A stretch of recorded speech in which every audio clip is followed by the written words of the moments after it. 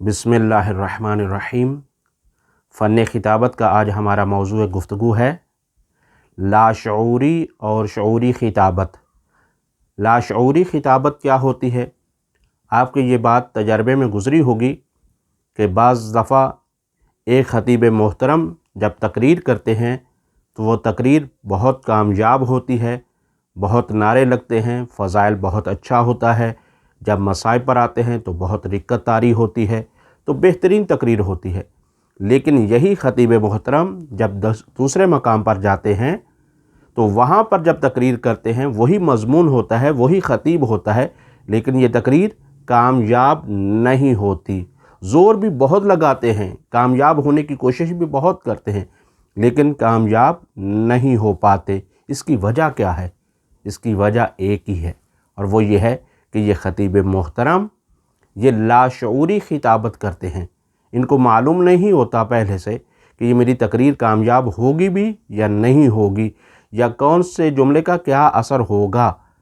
تو یہ کیونکہ لاشعوری خطابت کرتے ہیں، اس وجہ سے یہ کہیں کامیاب ہو پاتے ہیں اور کہیں کامیاب نہیں ہو پاتے۔ لہٰذا اسی وجہ سے شعوری خطابت کرنا سیکھنا بہت ضروری ہے۔ اب آئیے، شعوری خطابت کسے کہتے ہیں؟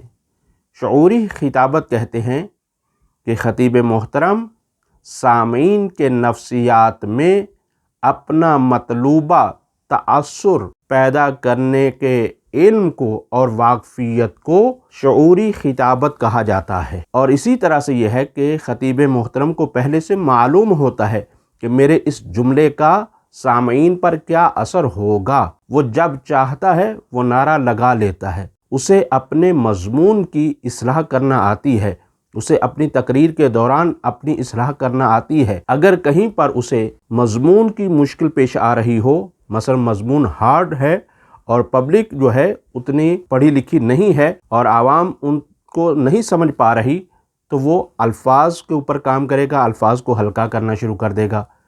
مضمون اگر کوئی مشکل پیدا کر رہا ہے تو وہ مضمون پر کام کرے گا اسی وقت۔ اور اسی طرح سے یہ ہے کہ اگر لہجے کے اندر مشکل پیش آ رہی ہے، مثلا لہجہ دھیما ہے بہت یا بہت زیادہ بلند ہے، تو وہ اس کے اوپر بھی توجہ دے گا۔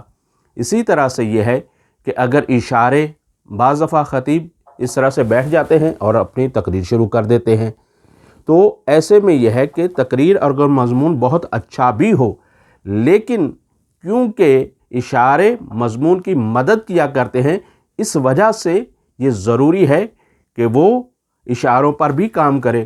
لہٰذا وہ اشاروں سے بھی کام لیتا ہے، کہیں زیادہ کہیں کم کر کے۔ اسی طرح سے اگر اس کی آواز کا مسئلہ ہو رہا ہو تو اپنی آواز کے اندر اتار اور چڑھاؤ پیدا کرتا ہے۔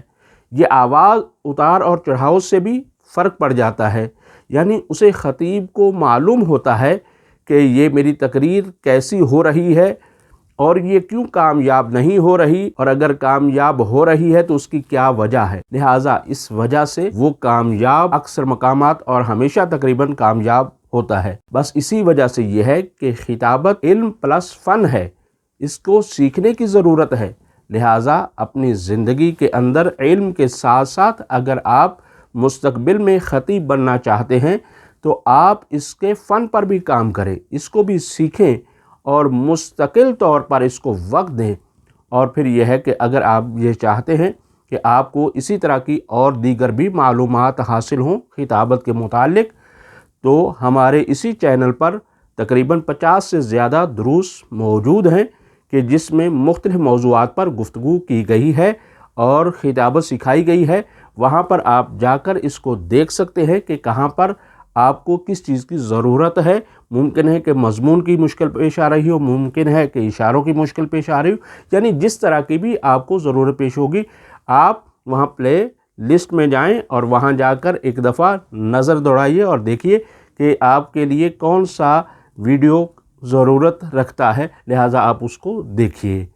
اور پروردگار عالم سے ہم دعا کرتے ہیں کہ رب ذوالجلال ہمیں لاشعوری خطابت سے ہٹا کے شعوری خطابت کرنے کی توفیق عطا فرمائے۔ وصلی اللہ علی محمد وآل محمد وعجل فرج آل محمد۔